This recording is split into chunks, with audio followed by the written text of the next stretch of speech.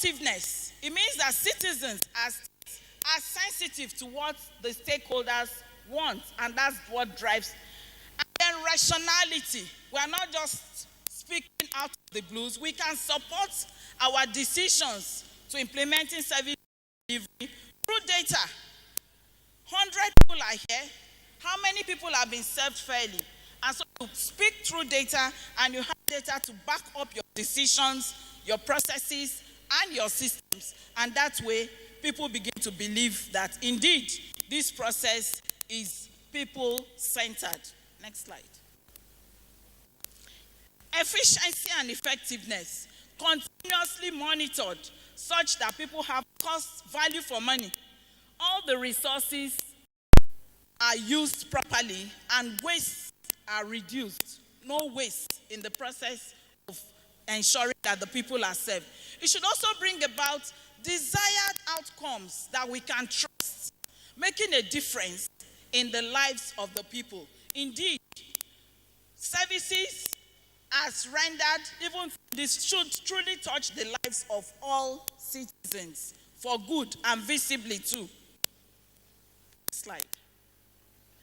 And so transparency, that speaks to itself. No hidden costs, no hidden charges, identity of service providers, outputs and outcomes are achieved. So proper goals are set and we achieve all of this. It must be standardized, and that takes me to service charter. We should have properly written standards that are measurable, that would begin to provide fair and honest services to all the stakeholders. Accountability. Service providers would now be accountable not only to government, but also know that the people, the stakeholders, are holding them accountable for decisions and for all that they do. And it should be clearly defined. So with that standard, people can now speak out. You promise you're going to share this infrastructure equally, but this is what we have seen from our statistics. So with this, they can challenge the service providers, they can challenge MDAs that have not done the right thing. And so we begin to record improved and accountability and transparent services. Next slide. Integrity. When we have transparent service, then trust is enshrined. People will begin to trust. If I get to this MDA, this is what I'll get. And so there's better share of information. We begin to have dissemination. People know what they can get and how they will get it. And so that begins to have strengthening of institutions. In this MDA, this is what I can get. This is what I trust they will give to us as citizens. They will truly touch our lives as they have promised. And so for us, for trust to be built, services must serve the people. And when that doesn't happen, people look the other way around. See, we must be and trust in government. And so grievance redress, because the system is perfect. And so when processes fail, when what you have promised fails, you must redress them. People have paid money to collect their passports. I have a conference on Monday, for instance, with IS. And what is the issue? There are trends, new trends of officers telling people that they would post their passports at completion to them, and then they pay as much as 20,000. I have 5 complaints in the Servicom office, paying 20,000. International passports to be to them through post.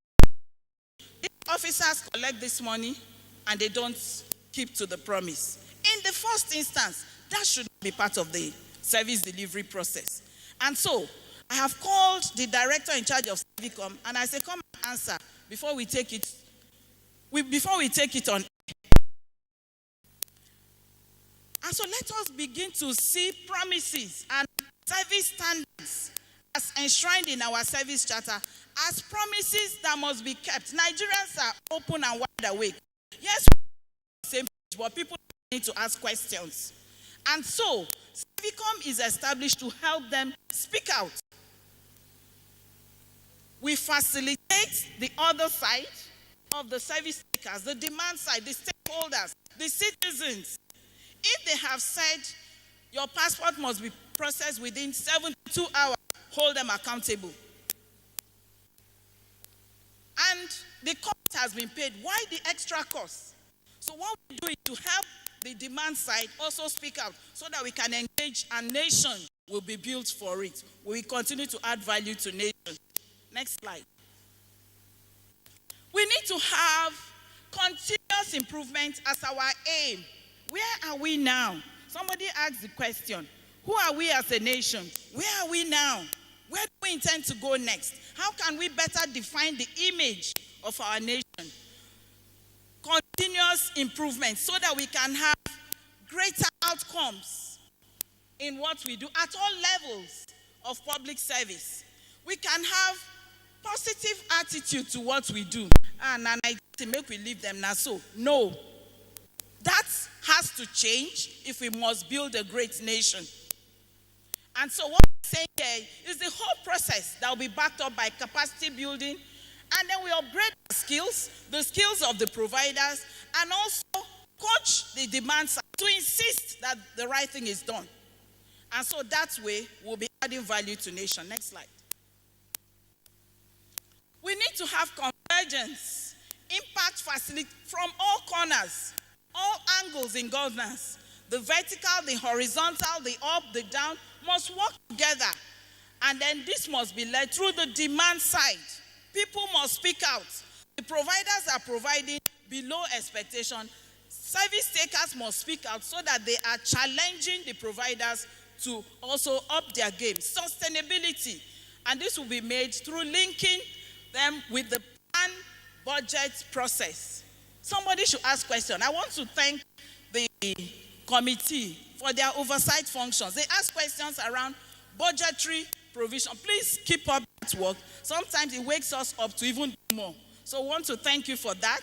And then MDAs should also set their goals and targets and hold themselves accountable even before Servicom or any external evaluators come around them.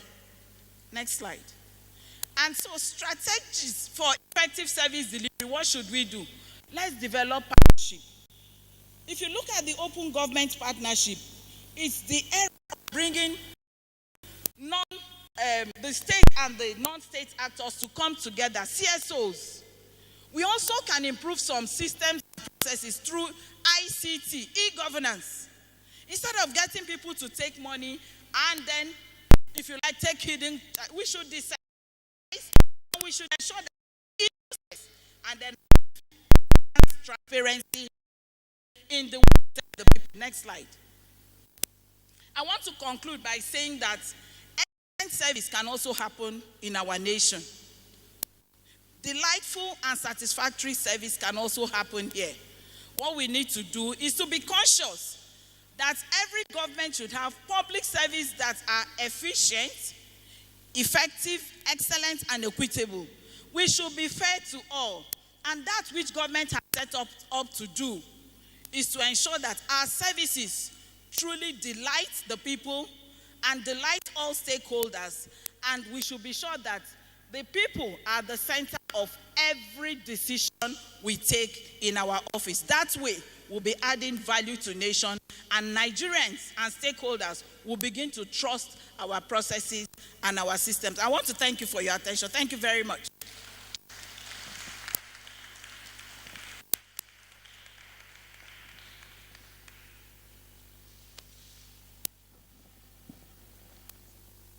Director General Servicom, Mrs. Nena Akajameli, she presented a paper on quality service delivery as a way forward in nation building. She highlighted some qualities and of good service delivery to include efficiency, transparency, fairness, and trust in public office. As she says, when Nigerians are served right, it will contribute to nation building, and of course, they'll have improved standard of services. And right here in the capital city of Uyo, the Akwa Ibom State, capital, stakeholders are gathered to brainstorm on the way forward in serving Nigeria right, and of course to ensure fairness, justice, and equity in the distribution of jobs and posts in public service. And of course, it is expected that at the end of this conference, participants will gain a deep and increased understanding of themselves, their organization, the importance of morality, fairness, and equity as it relates to their leadership and the drive for organizational change. They also will explore innovative vistas on how to reduce bureaucratic bottlenecks. It is also expected that at the end of this event, they will have the opportunity to criticize and praise past effort. It will also afford them the opportunity to promote fairness and equal treatment of employees and let everyone know how they can enjoy a healthy working environment that is free from prejudice, bias, and discrimination.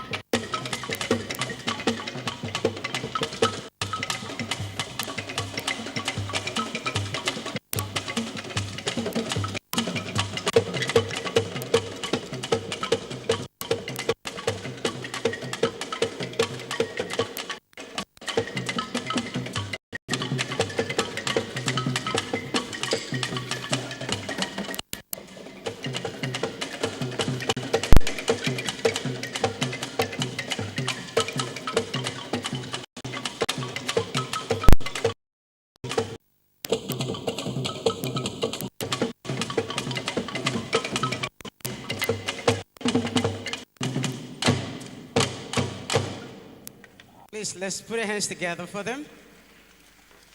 Let's put our hands together for them.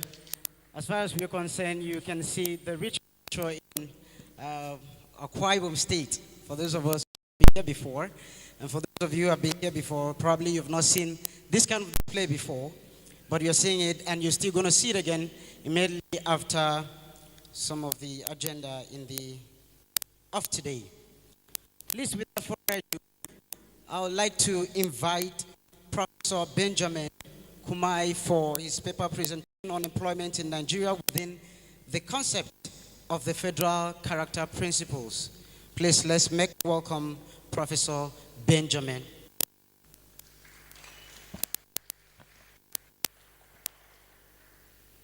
Please, a very special announcement. Please, the paper presentations will be forwarded to all registered persons here via the email. Please, that will be done probably before the end of the event. Thank you very much.